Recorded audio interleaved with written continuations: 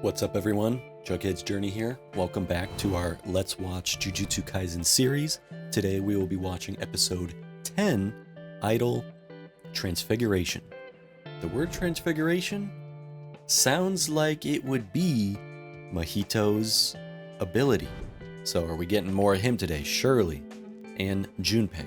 So without any further ado, tune in and watch along during my full uncut reaction and stay for my in-depth analysis discussion afterwards. So, Jujutsu Kaisen episode 10 in 3, 2, 1, let's watch. Kanagawa Prefectural High School Movie Club. Is this a flashback to Junpei's past. So this is taking place back in the past. So he does have a little group of friends. I would have loved a film class in high school.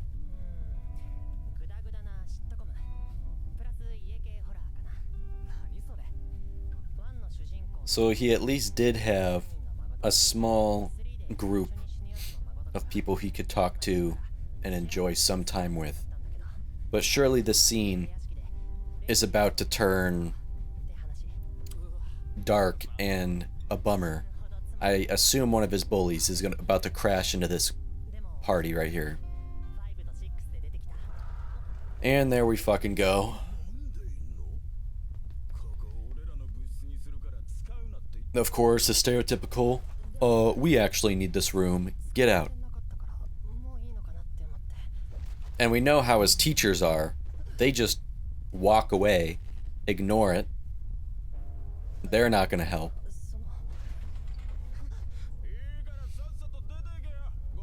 God damn, aggressive.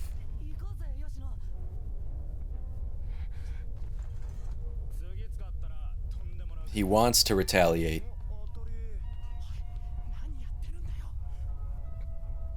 He wants to do something, but this is the past self. The more he spends time with Mahito, though, will he turn violent?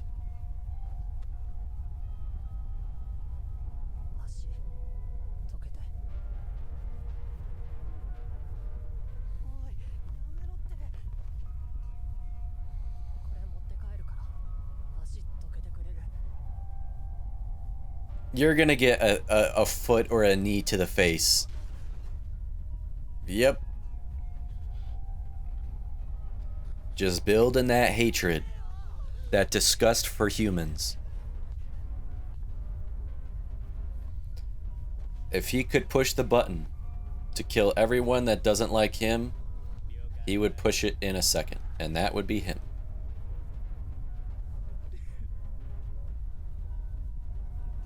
There's two other guys in that room too. Is he about to get stomped on?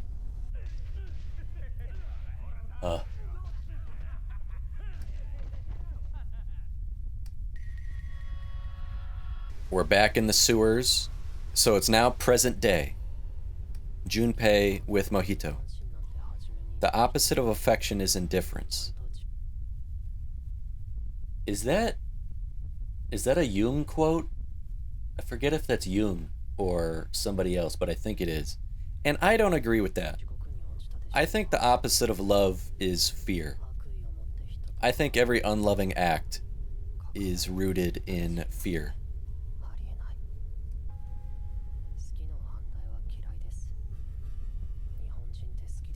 And I think hatred is a very confused form of love in a way.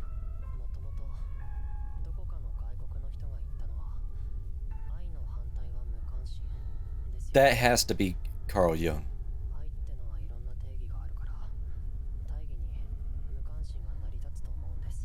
The opposite of indifference would be a very strong emotion, but I wouldn't say it's love.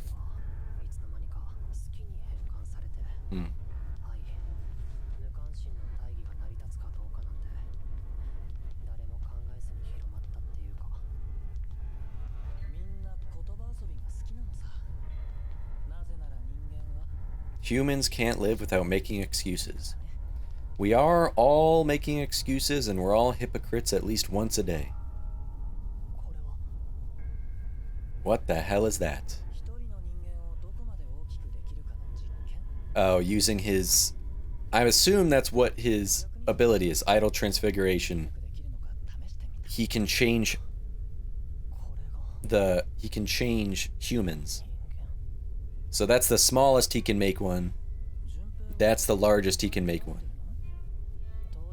If he's tampering with their... What? Is he tampering with their spirits, their souls?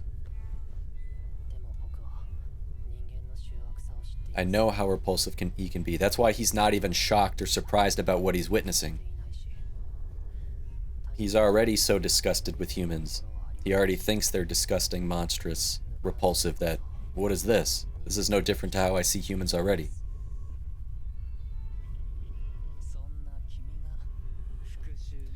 Yeah, you're indifferent, but you want revenge. So you can't really say you're indifferent.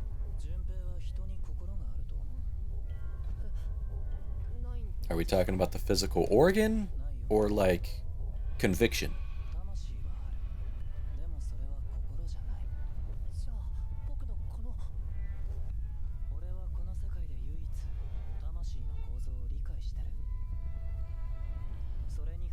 By making contact with their souls, I can even change the shape. So he does tamper with the souls to change the physical form, the vessel surrounding the soul.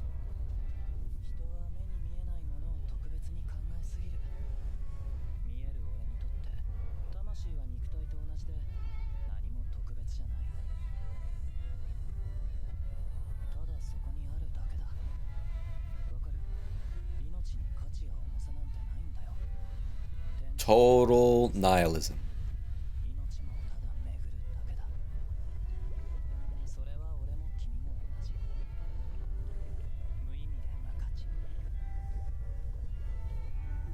Yeah, we need to get this Junpei guy out of here. We need to... Let's bring him back into a healthier, more secure environment.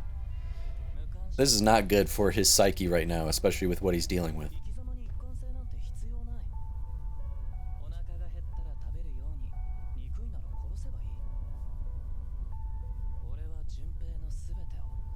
Oh, God. Become my protege. I'll be your mentor. I'll teach you. Not good. Where's Yuji and Nanami?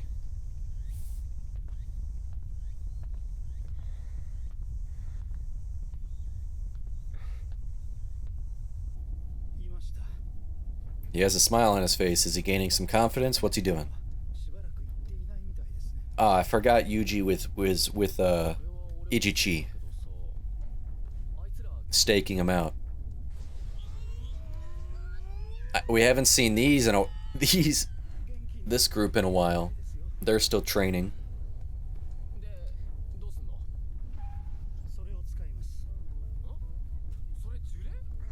What the hell is that? It's a low-level curse that doesn't even qualify as 4th grade. When there's no one around, we'll have it attack and observe. So it's see if he can see curses or not. Yeah. If he can't see it,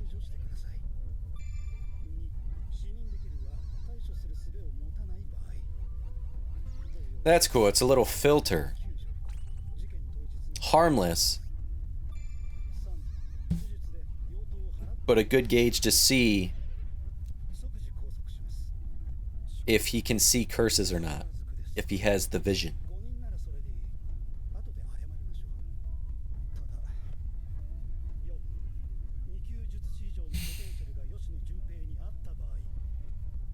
We have to... Okay.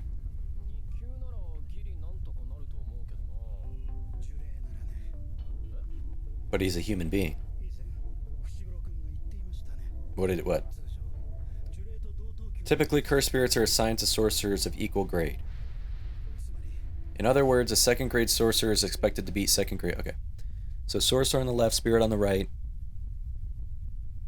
Pretty much in line with each other. But they're actually close to the level of a first grade curse. Oh, okay, because it was staggered a little bit.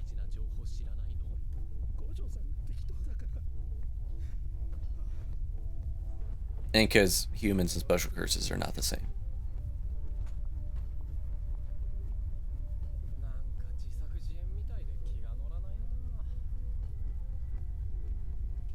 Yeah, staged. We're setting him up. Ooh, okay. Nanami's in the lair. In the hideout. He's had to kill all these disfigured humans. Yeah, he does not enjoy it whatsoever, but has to do it. There, oh my god.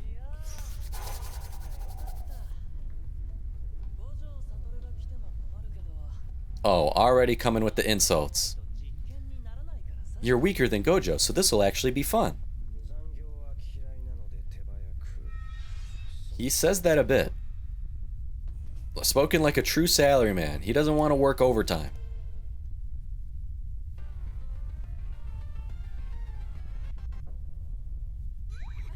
Let's get this done quick.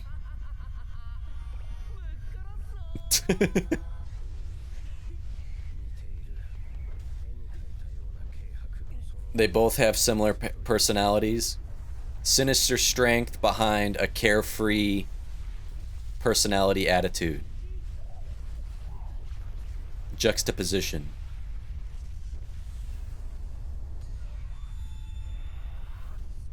Okay, he's marking the spots.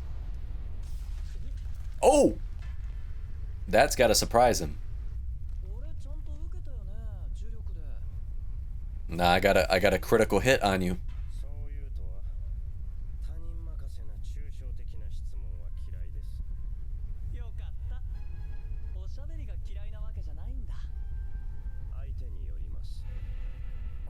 Yeah, I was about to say he's capable. He's just finding out he's capable of conversing, so he has to be tied to Jogo's group. Now we're putting the dots together. We have multiple cursed spirits that can actually speak and converse with us. Nanami's gonna say the body. Mahito's gonna say the soul.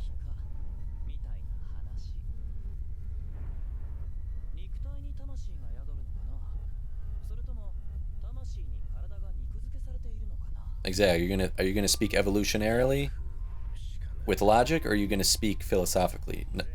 Yeah, he's gonna say, yeah. I could see that.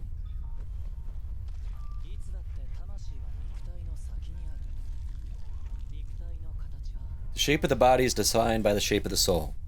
And that's why the body changes when he plays with the soul. And I have to remember, this is not a person. This is a cursed soul that has taken on the shape of a person.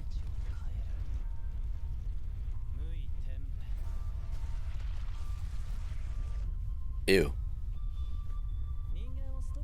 He just keeps little rock, like there are rocks in his pocket.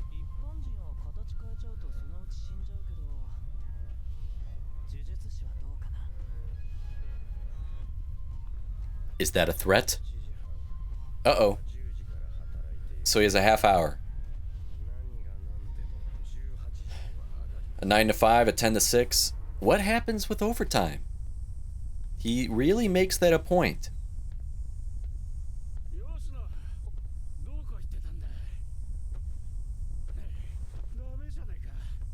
Is that the teacher that walked by the hall when he was getting beat up and did nothing?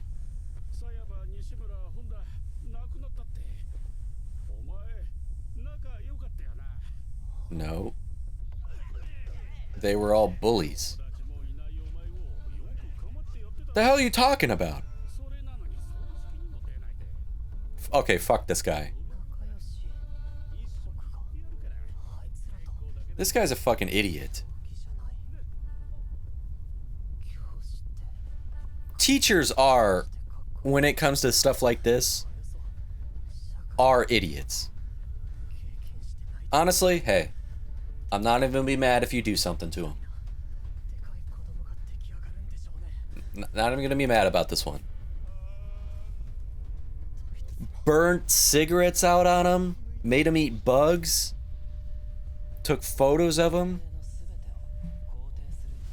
No matter what you do, even if you want to, you know, fuck up this teacher a little bit, I'll support you in that.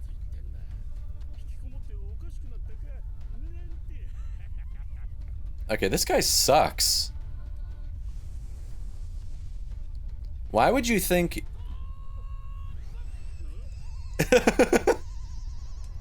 He was about to do something, though. Well, can he see it, or is he seeing you jumping?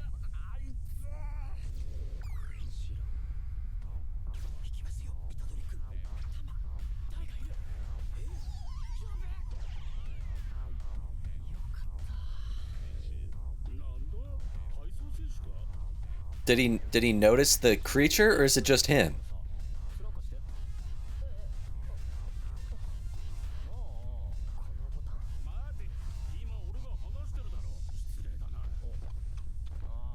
Okay, get rid of this guy.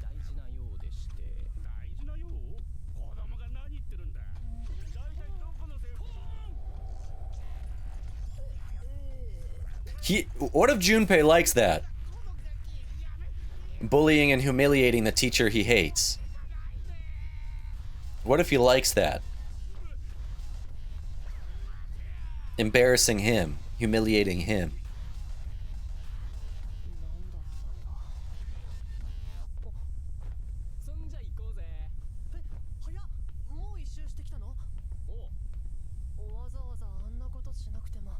And someone who's actually helping him.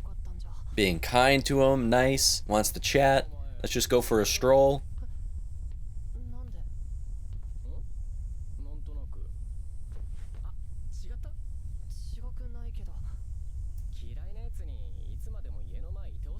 See, he doesn't hate others because he's kind of a nihilist and different, though he still wants revenge.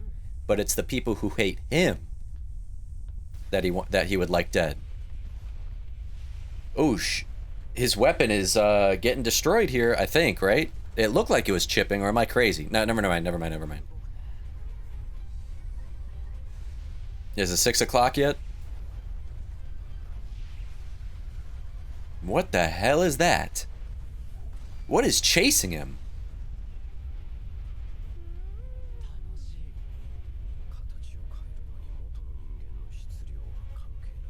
That's what I'm thinking. Because what the hell? Are we gonna... Uh-oh. That's... dark. They are beyond saving. You have to kill them. Kill them without hesitation. You're doing them a mercy.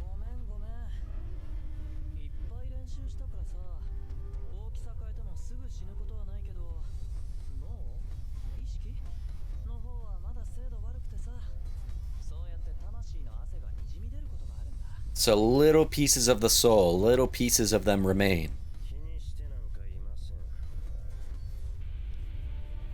Wipes away a tear.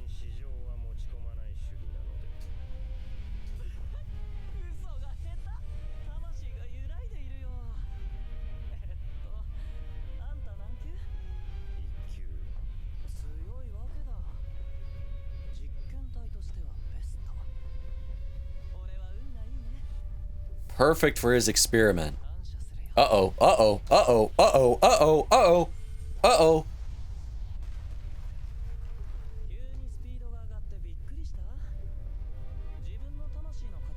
He can alter the shape of his own soul.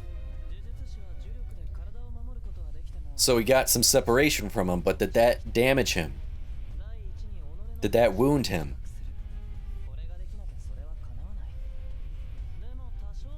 Did that, like, stain him?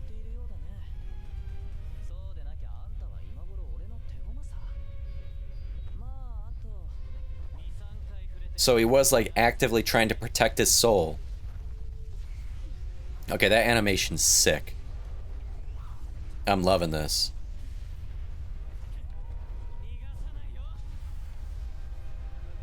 Yeah, let's escape. I feel like we're... Oh!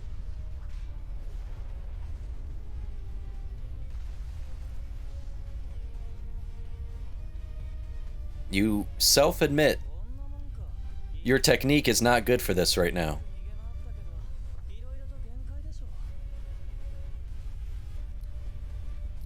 It's 6 o'clock.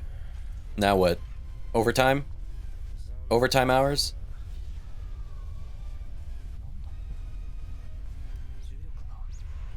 His cursed energy is increasing. I'm going into overtime now. Is that another technique of his? The salaryman technique. Overtime. Does his cursed energy actually increase overtime? Like past working hours, a 9 to 5 or a 10 to 6?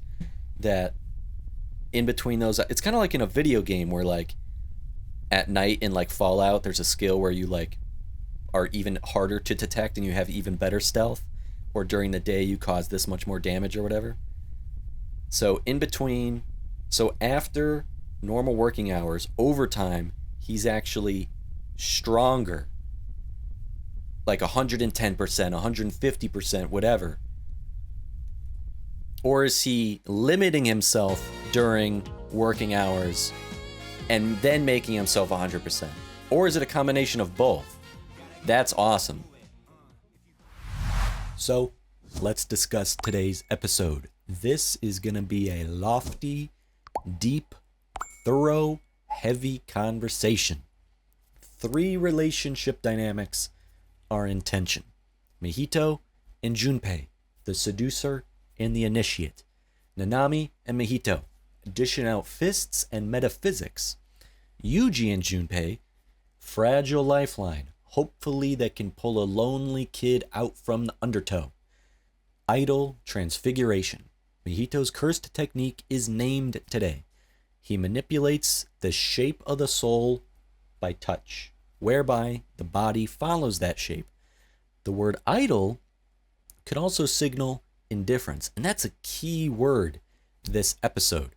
Idle Transfiguration.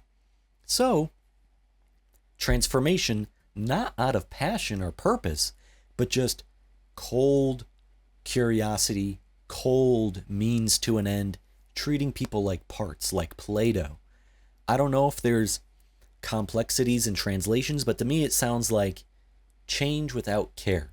Idle, transfiguration, change without care. And so the episode takes that idea, change without care, and tests it in 3 different ways. We got philosophical conversation. We got physical fighting. We have a tentative friendship. Who knows? I've really been loving Jujutsu Kaisen's multi-plot structure, cutting and weaving between 2 or more over the course of an episode's length. Here, starting with Junpei and Mahito with a quiet, almost seductive tutoring lesson, learning session, where Mahito tries to reel him in and also reframe cruelty and clarity in Junpei's mind, where it's argued whether the opposite of love is indifference or not. And then Nanami and Mahito later, their underground duel, debating again whether the body or soul comes first. And then in between that, you have Yuji's attempt to approach Junpei very carefully. He's goofy and empathetic, pantsing a crappy teacher so the two can have some privacy for a genuine conversation. Comedy for ethics, embarrassment for dignity. So let's get into this. Back in the past, at school, Junpei was a part of a small film club, had 2 other friends he just hung out with after school to talk about film, a mutual interest, and have a good time.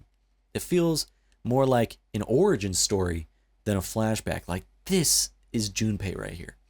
Specifically, like the origin story for his moral posturing. If someone believes the opposite of love is not hate, it's indifference, then this flashback shows how that person arrives there. Joining clubs in high school, those are supposed to be, just places of elective belonging. The bullies barge in, start destroying stuff, saying the room is theirs, talking like a colonizer. Like this room that's supposed to be sanctuary is actually occupied territory.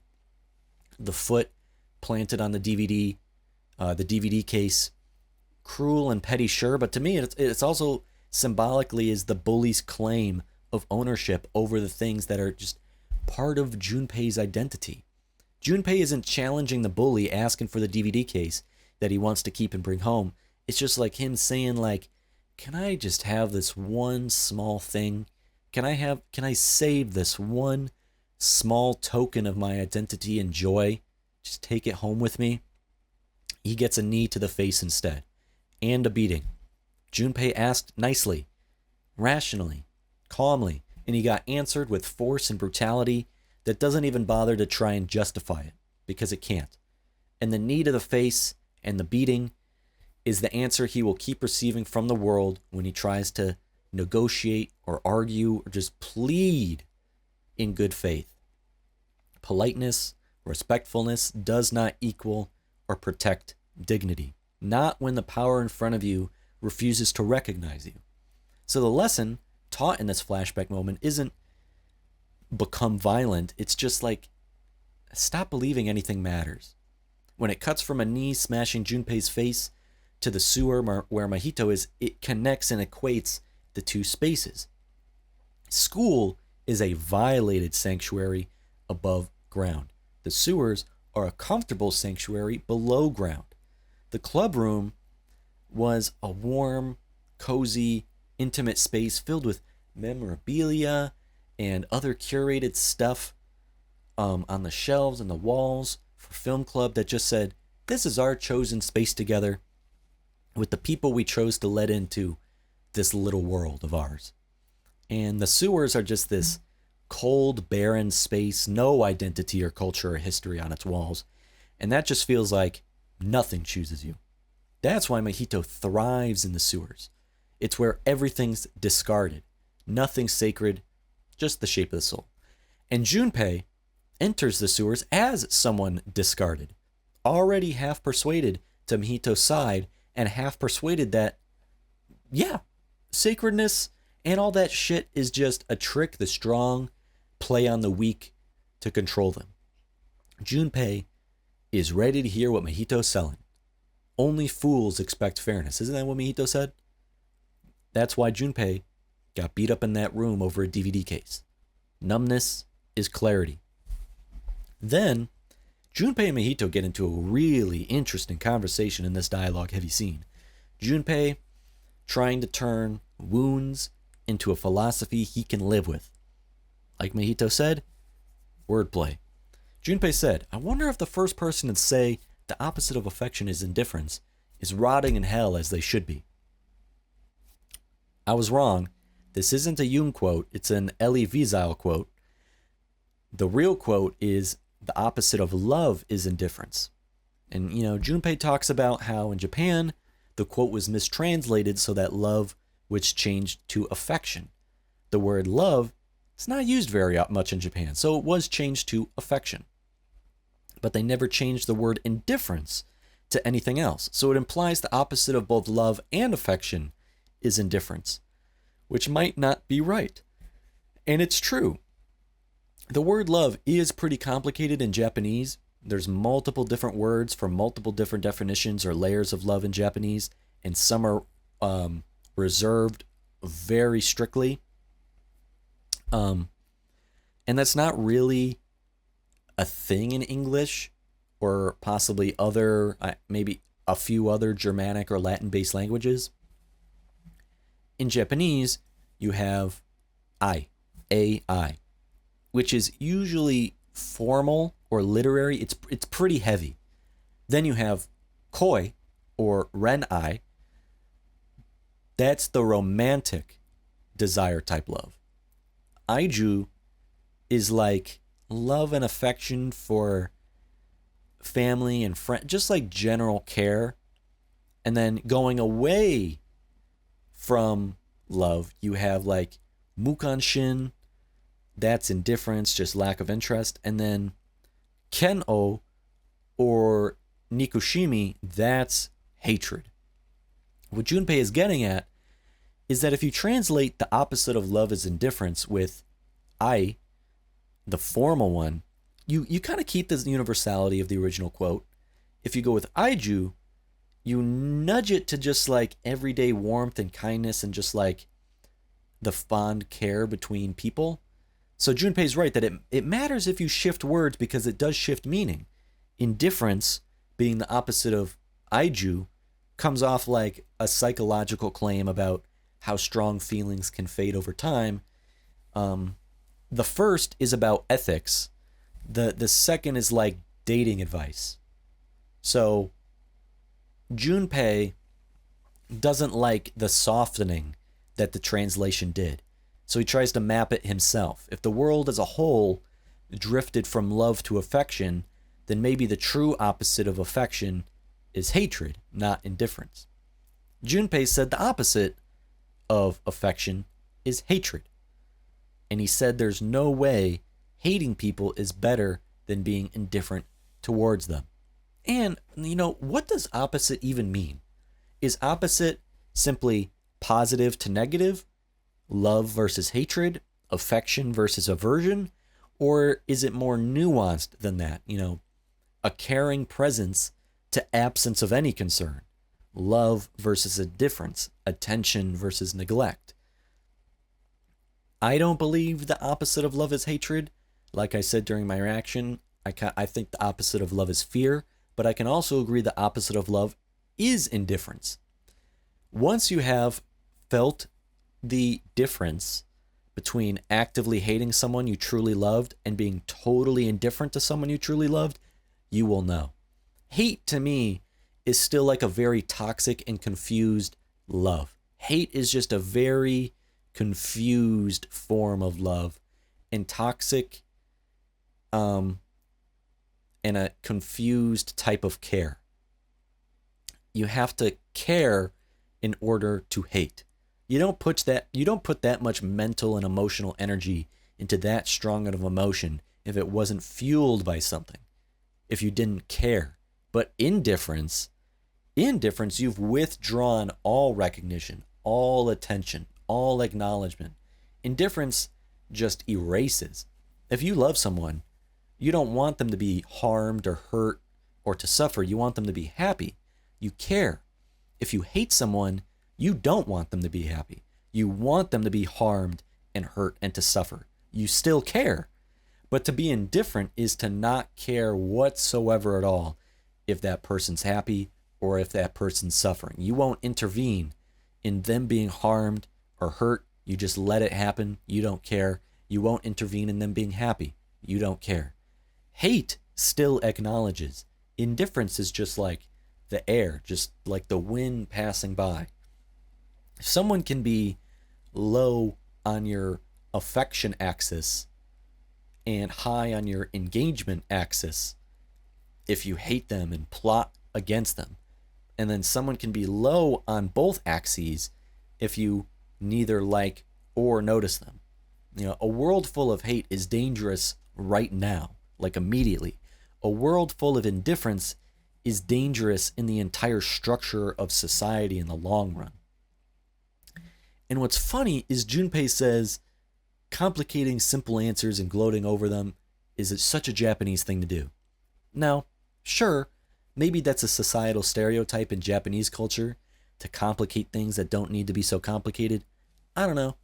I'm not Japanese. My time over there couldn't give me that impression, but I'm not going to speak on what I don't understand.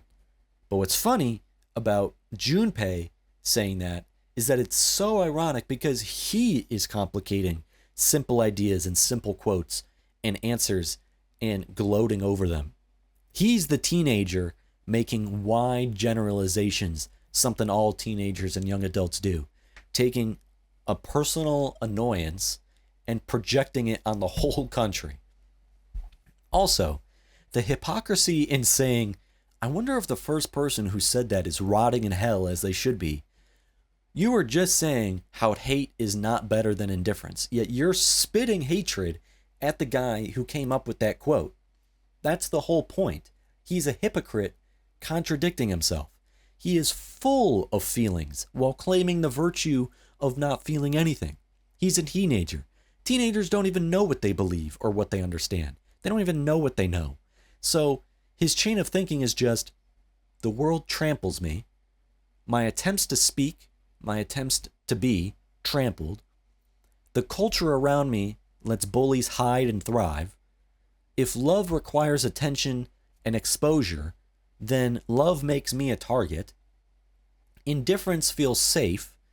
Indifference kind of makes me unhurtable. So let me try to make indifference sound principled. Let me intellectualize it, and then I can live with myself that way, as long as it's structured and organized. Here walks in Mahito, conveniently the perfect time to make indifference feel like clarity. Care is optional. Change is easy. You know, if I can rewrite a person just with my touch, why should I treat people as sacred? And also, this quote, the opposite of love is indifference, that ain't just some like dorm room poster on the wall about feelings. And it ain't about relationships or even philosophical worldviews of everyday people. Elie Wiesel was a Holocaust survivor. He was in Auschwitz and Buchenwald. He wrote Night. He won a Nobel Peace Prize. Now, in the 80s, all the way through to the 2010s till he died, he had political controversies that aren't good, but that's beside the point, and the guy's dead. But the whole quote Junpei is focusing on is supposed to be about bystanders and state-sanctioned violence. His whole quote is about allowing fascism to fester. The entire argument of his quote is that indifference enables atrocities because it withdraws recognition from the ones suffering. You can fight hatred. Indifference leaves victims alone in the dark to fend for themselves. Junpei is turning this whole quote about the Holocaust and about genocides and about state violence and turning it inside out egotistically to make it all about him, turning it inside out to protect only himself. But, speaking of Mahito, this motherfucker's doing experiments on humans now. He shows Junpei his experiments, seeing how big he can get a human and how small he could get one. You know, in front of them stands a ginormous, disfigured, grotesque monster looking thing. And in Junpei's hands, a shrunken, shriveled, raisin-looking thing with a face. Mahito remarks how Junpei isn't revolted or bothered by these corpses whatsoever. And to me, I take it as like, Junpei, he already finds humans repulsive. So why would these disfigured experiments repulse him anymore? Humans are already ugly to him, as ugly as these corpses. He already thinks humans are disgusting monsters. So to him, this is how other people look to him already. He can't be repulsed by these people's horrible deaths because he doesn't care about other people dying. Their lives and their deaths mean nothing to him. Nothing means anything. I want to say he's nihilistic, but I don't want to go that far. He says, indifference is what humans should strive for, I think is what he said. And like I said, I keep calling Junpei a nihilist, but I'm unsure if he's really there yet. He's certainly misanthropic, but perhaps I'm getting ahead of myself with nihilistic. He's flirting with indifference, misanthropy, and nihilism all at the same time, but he isn't consistently any single one of them. His shield is indifference. He dips his toes into misanthropic talking points, and he borrows a little bit from nihilism because it numbs. It's an anesthetic. But he still cares for his mom. He says that in this conversation, you know, oh, if you did this to my mom, I think I'd be, you know, upset. I'd be mad or whatever, he says. But he still cares for his mom. That's a huge sign you can easily gloss over if you're not paying attention to the episode. That's important. He instantly kind of warms to Yuji. And I do think in his mind he still wants a world where a small, innocent, kind little film club can exist and that he can be a part of. But even Mahito responds with, and despite that, you want revenge. Calling out his hypocrisy, just like how I was calling out his hypocrisy just a few minutes ago. If you were truly indifferent, you wouldn't seek revenge, because you wouldn't care about anything. Nothing is important. Nothing matters. There are no goals. There is nothing to solve. Nothing to get even about. Justice, vengeance, revenge, whatever you want to call it. If you want any of these things, it means something matters to you. You do care. You aren't indifferent. There would never even be the question, why, in your vocabulary coming out of your mouth, ever. Nothing to punish, nothing to settle. So to seek revenge is to admit a specific wrong to you happened, and it matters to you. A specific person did it in your mind, and a specific outcome must happen. These are not the thoughts of someone who believes nothing matters. That's the thought process of someone who does have values, and his values were violated. You're totally contradicting yourself. And it's confirmed by Mahito himself that he changes the shape of living things by touching and playing with their souls. The soul and the vessel are directly linked. So altering the soul would, of course, alter the body. Corrupting the soul corrupts the body. That's big lore to understand Mahito. Big metaphysics lore drop. The soul determines the vessel's form. Touch and reshape the soul, the body follows. People are materials. They're clay, not lives. That's Mahito's worldview. Life has no weight or value in particular. It just continues to flow in its cycle, just like the waters of the world. That's true for both you and me, meaningless and without value. That's why we can do whatever we want. We're free to live the way we want. Don't limit yourself to just being indifferent. There's no reason to live by such a restricting philosophy.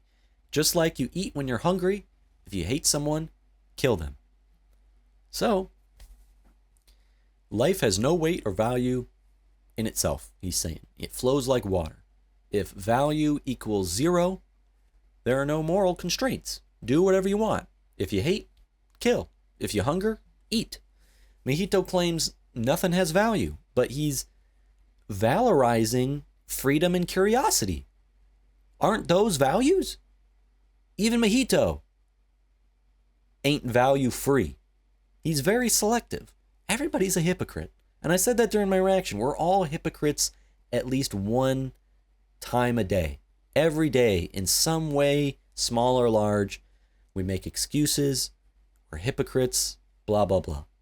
And he says indifference is too restrictive because he needs Junpei off the fence. Pick a side, goddammit. Get off the fence. Apathy yields inaction, and that's useless to Mahito, the recruiter. Become hostile, become violent, then we're talking. That's useful. Mahito is a groomer. Junpei last episode said he wouldn't even press a button to instantly kill everyone he hates, only those who hate him. And is he kind of turning around here? But now, because, since Mahito told him, I will support you now. I will support you no matter what you do. So Junpei is thinking differently. Yuji and Ijichi's plan to potentially detain or confront Junpei is to use a fly head, a curse so low level and weak that it doesn't even qualify on the grade scale. It's really only used to simply gauge whether someone can or can't see curses. A fly head can't hurt someone, so it poses no threat to be used on someone to see how they react. If Junpei isn't a sorcerer, or he doesn't have cursed energy, then he won't even see the fly head. In that case, Yuji will come in, rescue him from the fly head. If Junpei can see it, that's one thing. He can see curses, big whoop. But if he has no means to combat it, if he doesn't have any cursed energy or know any techniques, that's also good. They would want to question him, since he was present at the theater massacre and he's able to see curses, but he couldn't have killed those people. And he can't do anything. But if he can see the curse and use some sort of technique to get rid of it, well, that means he's potentially dangerous. They don't know how he was involved in the theater massacre. They don't know how he would have learned whatever technique he has, who he's been learning from. The worst case scenario would be if Junpei actually ends up being strong, like second grade sorcerer level strong. Then they'd have to get in touch with Nanami himself. Yuji thinks he could take on Junpei himself. And Ijichi says, possibly if Junpei were a cursed spirit, but he's not. He's a human. The chart for sorcerers fighting curses is not the same as sorcerers fighting other sorcerers or cursed technique users. Cursed spirits are usually assigned to sorcerers of equal grade. That's because sorcerers are slightly stronger than cursed spirits at their level. From the visual table we saw, a second grade sorcerer, for example, isn't as strong as a first grade curse. They aren't expected to take one of those on, but they are considered stronger than a second grade curse and are expected to defeat them. Second grade sorcerers sit kind of neatly in the middle between second and first grade curses. Just like a third grade sorcerer sits neatly in the middle between a third grade and a second grade curse spirit. Interestingly, though, a first grade sorcerer has a larger separation from a first grade curse as well as a special grade curse. A first grade curse is very much so expected to defeat a first grade sorcerer is very much so expected to defeat a first grade curse. They are considered quite stronger, but on the flip side, they have no chance against a special grade curse at all. They are considerably weaker. The only one who can take on a special grade curse spirit is a special grade sorcerer, as the two of them are exactly equal to each other. But like I said, this is for cursed spirits. Junpei is not a cursed spirit. He's a human. Can't follow that chart that way. We find Nanami is in Mahito's hideout. He's already killed a handful of disfigured people, put them out of their misery, out of their suffering. Even though he knows they're beyond saving, he still finds it sickening to kill people. He even calls it murder still. Mahito is relieved it's just Nanami there to confront him. Mahito says if it were Gojo, instead, he'd be worried. He'd be in some trouble. But someone weaker than him is fun. Not too weak that he can't experiment on him, and not too weak that the fight is so one-sided, but not strong enough to kill him or really do much harm. After seeing the chart, we know how they stack. Mahito is a special grade curse, and Nanami himself said he's a first grade sorcerer. So at 100%, he still couldn't defeat Mahito or any special grade curse. I don't know how much this is contingent on the specific curse techniques any one sorcerer has. Like, is it so that no matter what, any and all first grade sorcerers are unable to kill special grade cursed spirits, regardless if they have a crazy or optimal cursed technique? Kind of like in a game, even if you're like 5 levels under this boss, if you have some good ass gear that you were so lucky to get, or weapons, or you have a really optimized ability stack, then you could still take them on. Nanami thinks to himself how similar Mahito is to Gojo. They both have a carefree attitude with a sinister strength behind it. Nanami is also able to cut through Mahito using his ratio technique. So he's not invincible, but with critical hit points, he can slice through him a little bit. It was just his hand. You know, there's still a wide gap between special grade and first. Nanami also makes the mental note, okay, this cursed spirit in front of me, I'm talking to it right now. We're having a full-blown conversation. This is extremely rare. Gojo said he faced a special grade who could also speak. These two must be connected. Smart man. Mahito asks Nanami an interesting question. What do you think came first, the soul or the body? Nanami, being the logical one, thinks the body. Does the soul reside inside the body? Implying the body came first and the soul came second and inhabits it? Or is the body just architecture around the soul? Mahito, the only one on earth according to him who can understand the soul, who can see the soul, says it's the soul came first. Mahito says the soul always comes first. The shape of the body is determined by and defined by the shape of the soul. Mahito's thesis says souls are first and primary. Bodies are just byproducts. Sculpt the soul and you can redesign the body. Any body, any person, any identity can be changed. He adds a moral wall. Life has no inherent value, so revision has no ethical cost. So what? You don't get you don't get a counter argument to this. What you do get are two demonstrations, though, two counter actions to Mahito's worldview. Nanami says, if they're beyond saving, he won't pretend he's killing a human. And as he gets attacked by this tentacle, he tries not to see them as people, but he fails to. When he sees one has a face and is crying, he tries to see it as just sweating souls, but he wipes away the tear and he comforts it, showing, even lying to himself, he sees them as people still. And Mahito calls Nanami out, saying, oh, you're such a bad liar. Also, Nanami resists Mahito's touch. A sorcerer's cursed energy wraps the soul, guarding it, so Mahito's touch fails. The body is vulnerable, but the soul holds shape, holds its ground, the soul stands. When Mahito heals the gaping wound, his hand pretty much cut off, that Nanami gave him, he claims it's not actually healing, it's just him reshaping his own soul, thereby reshaping his body. It cuts back to Junpei and Yuji tailing him. That teacher fucking sucks.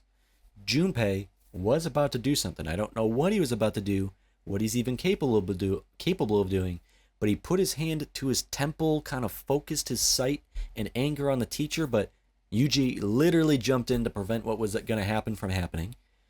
Yuji is the ethical, humane opposite to Mahito. Yuji intervenes, and he does so awkwardly, yet cheerfully. He treats acquaintanceship, friendship, companionship as something you actively do, not something you just wait to feel and hopefully go the right course. The pantsing is a funny gag. It made me chuckle. Humorous. But it's also Yuji's willingness to be goofy and look ridiculous, not care about, how you accomplish something, how it gets done. Get chased by a guy whose pants you just stole off him, if it buys Junpei some peace and the two of them a private space to talk. He isn't forcing anything on him. The warmth you feel from Yuji is just Yuji being Yuji. And again, the tragedy of Junpei, I feel like, is that Yuji won't be able to save him. Junpei will be a painful failure in his memory as he tries to save at least one person in his grandfather's words that he's trying to live up to.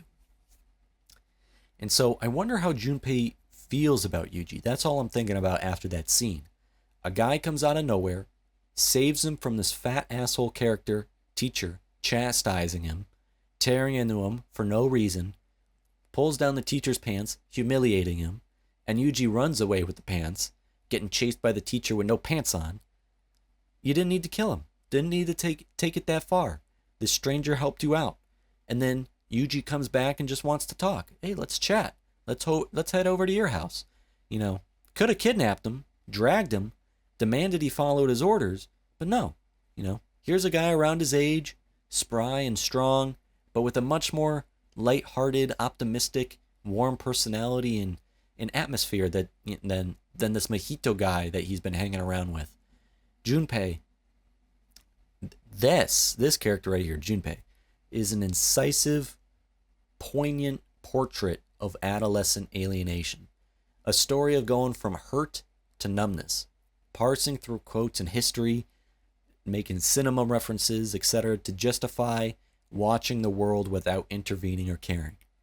Mahito weaponizes this stance of his. He insists to Junpei that indifference is not only permissible, it's wise. The tragedy with Junpei is not that he's cruel, it's that he's invited and encouraged to anesthetize himself. He is a soft-spoken kid with obvious genuine taste and a thoughtful demeanor. He's not some predictable cliche future villain that's just full of malice. He's complicated.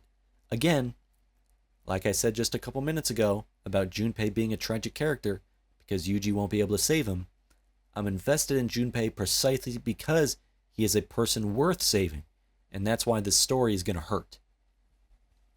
Going back to Nanami and Mahito, the entire fight, Nanami so far has been adamant about not working overtime. Hell or high water, he says. This fight is going to be over with by 6 p.m. He'll be damned if he works overtime. Overtime, overtime, overtime. Keeps repeating that phrase. A true salaryman. His watch hits 6. Mahito instantly feels Nanami's cursed energy pressure is increasing. Nanami takes his tie off, wraps it around his fist. Turquoise energy engulfs his hand and then envelops his entire body. He's going into overtime now.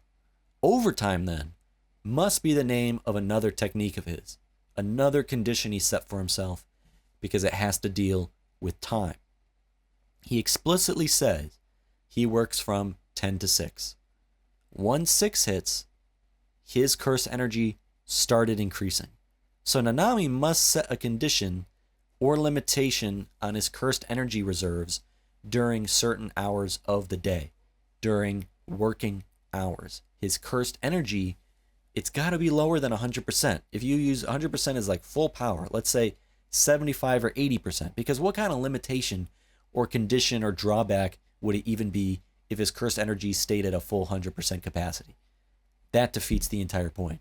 He must instead put a limiter on himself during regular working hours. I'm only going to have 80% of my reserves. I'm going to only be at 80% strength and endurance and stamina and speed and whatever else.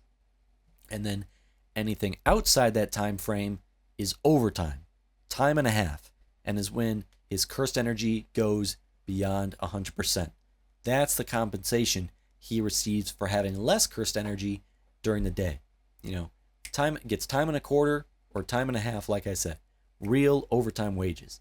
And that, at least that's how it is in here in America. I don't know how overtime pay works in Japan, since their culture is so work-oriented. So, time and a half, if he reduces his cursed energy output by, say, 25% during the day, he would then receive an output as compensation, 25% on top of his 100% cursed energy after hours, during overtime. I believe that's how it would work. And with that, 125%, he could possibly be equal to a special grade curse. And that is why Mahito looks concerned now. Now Mahito's looking a little worried, maybe even a little scared. But that, I'll have to wait for episode 11. And that is where I'm going to end today's discussion. Please like, please subscribe, please keep the conversation going down in the comments below. Sub to my Patreon if you're interested in unedited reactions and exclusives. And having said all that, and with that said, so long, until next time, thank you, have a good one, peace.